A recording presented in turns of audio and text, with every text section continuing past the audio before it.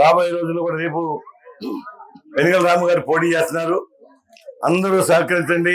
పెద్ద మెజారిటీతో ఈ రోజున రాముని గెలిపించాలని చెప్పి ఆశిస్తున్నా. మేము అందరూ తాటి మీద వాళ్ళ పాలన ఏ విధంగా ఉందో మీ అందరికీ తెలుసు.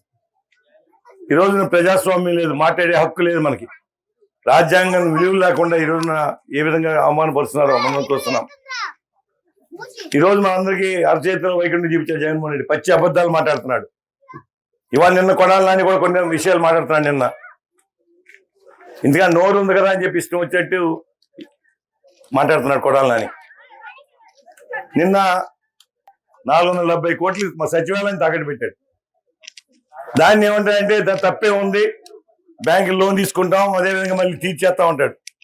వాళ్ళ భారతదేశంలో ఏ రాష్ట్రంలో జరగని విధంగా వాళ్ళ ప్రభుత్వ ఆస్తులన్నీ తాకట్టు పెట్టి బట్టను నొక్కుతున్నాడు.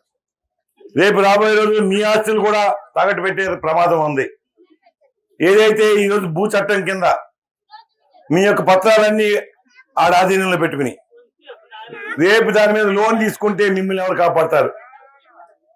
అందుకే చంద్రబాబు నాయుడు గారు చెప్పారు, అధికారం రాగానే ఎమ్మటే ఆ చట్టాన్ని రద్దు చేస్తామని. వాళ్ళు చాలా ప్రమాదమైన పరిస్థితుల్లో రాష్ట్రంలో ప్రజలు ఉన్నారు. మీ ఆస్తులను మీరు కాపాడుకునే సత్తా మీకు లేకుండా చేస్తాడు జగన్మోహన్ రెడ్డి. ఖచ్చితంగా వీటన్నిటి మీద పోరాడతాం. ఈ దుర్మార్గుడు చేసిన అరాచకాలు, ఈ దుర్మార్గుడు చేసిన ఇబ్బందులు ఏ విధంగా పెట్టారు గ్రామాల్లో వాళ్ళ సర్పంచులకు అధికారం లేకుండా. సర్పంచులు ఇవాళ ఉత్సవ విగ్రహాలాగా కూర్చున్నారు. రాష్ట్రంలో ఏ సర్పంచ్ కూడా స్వేచ్ఛ లేదు. పని చేద్దామంటే ఒక లైట్ మార్చుకుంటా కూడా నిధులు లేకుండా ఖాళీ చేసి ఖజానాన్ని ఖాళీ చేసి దోచుకుంటున్నాడు. ఆఖరి కేంద్రం ఇచ్చిన నిధులు కూడా లాక్కుంటున్నాడు. ఇవాళ ఏమనాలి ఇటువంటి వ్యక్తిని మీరు ఆలోచన చేయాలి. అందుకే మిమ్మల్ని అందరూ కూడా విజ్ఞప్తి చేస్తున్నా, అందరూ ఒక తాటి మీద రండి. ఈ దుర్మార్గుడిని ఇంటికి పంపే సమయం వచ్చింది. ఇంకొక 45 రోజులు కష్టపడదాం. ఇప్పటికే దగ్గర 5 సంవత్సరాలు మీరు అందరూ నాతో కలిసి పనిచేశాం. చాలా ప్రోగ్రాంలు చేశాం. మీ గ్రామాల్లో సాధ్యమైనంత వరకు ఆదుకుంటే ప్రయత్నం చేశాం. మీ వెనకాల నిలబడ్డాం, నాకు సహకరించారు.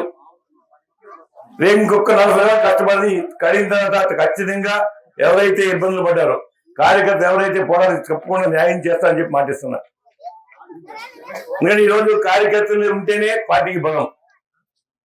ఈరోజు మన తెలుగుదేశం పార్టీకి మూల స్తంభాలే కార్యకర్తలు. ఖచ్చితంగా మనందరం కూడా గుర్తుపెట్టుకుంటాం. ఈ 5 సంవత్సరాలు ఎవరైతే కష్టపడ్డారు, ఎవరైతే పార్టీ కోసం శ్రమించారు, అనేక మంది కేసులు ఉన్నాయి. ఇవాళ కూడా గ్రామంలో చాలా ఇబ్బందులు పెట్టారని కేసులు పెట్టని చెప్పారు. ప్రతి ఏది ఉదయంలో వాళ్ళు మనకు నేర్పారు పరిపాలన ఏ విధంగా చేయాలి జగన్మోహన్ రెడ్డి. మనకేమో ప్రజాస్వామ్యం విలువలు అంటాం, రాజ్యాంగం అంటాం, మన నాయకుడు చెప్పేది అదే కదా. కానీ ఈడు చెప్పేది ఇది ఒక 420 దొంగ తెలిసి కూడా ఓట్లేసి ముఖ్యమంత్రి కుర్చీలో కూర్చోండి. ఏం చేస్తాడు? ఇక దొంగ తాళాలు ఇస్తే ఏమవుద్దు మీ అందరూ తెలుసు కదా. రాష్ట్రాన్ని సర్వనాశనం చేశాడు. మన రాష్ట్రాన్ని కోలుకోలు నేను దెబ్బ కొట్టాడు మనని. దీన్ని మళ్ళీ గాడిలో పడాలంటే ఒక చంద్రబాబు నాయుడు వల్ల సాధ్యం అవుద్ది. వాళ్ళ పేద వర్గాలు సంతోషంగా ఉండాలి, ఆనందంగా ఉండాలంటే ఒక చంద్రబాబు నాయుడు గారు చేయగలడు. ఈ దుర్మార్గుడు కేవలం మోసం చేస్తాడు. దయచేసి అది గమనించండి. అన్ని రంగాల్లో ఇవాళ పేదలకి ప్రతిదీ నష్టమే. నిత్యావసరకులు ఏ విధంగా ఉన్నాయి, కరెంట్ ఏ విధంగా ఉంది, గ్యాస్ ఏ విధంగా ఉంది, పెట్రోల్ డీజిల్ ఏ విధంగా, ఏది తీసుకుంటుంది. మద్యపాన నిషేధం ఉన్నది ఏమైంది? మాట్లాడితే 98% పూర్తి చేశాడంటే వాళ్ళు ఏం చేశాడు? వీడు సిపిఎస్ అన్నాడు, జాబ్ క్యాలెండర్ అన్నాడు, మద్యం అన్నాడు, ఏం చేశాడా? దుర్మార్గుడు కేవలం అబద్ధాలు మాట్లాడుతున్నాడు. దానికి కొడాలని వాళ్ళు ప్రెస్ మీట్లు పెట్టి పిచ్చి పిచ్చి ఒకడు వాడుతున్నాడు. తప్పే ఉందంట. ఆ ఆస్తి పెడితే తెలుసు దానికి. రేపు మనం పెట్టలేం ఆ ఆస్తిని. ఖచ్చితంగా చేస్తాం. మా సమయం వస్తుంది, వెయిట్ చేయండి. ఇవాళ మన ఆస్తి రాష్ట్ర సంపదని తాకట్టు పెట్టి ఈ విధంగా విచ్చలవిడిగా ఖర్చు పెడుతున్నాయంటే చాలా దారుణం. రాముని గెలిపించండి.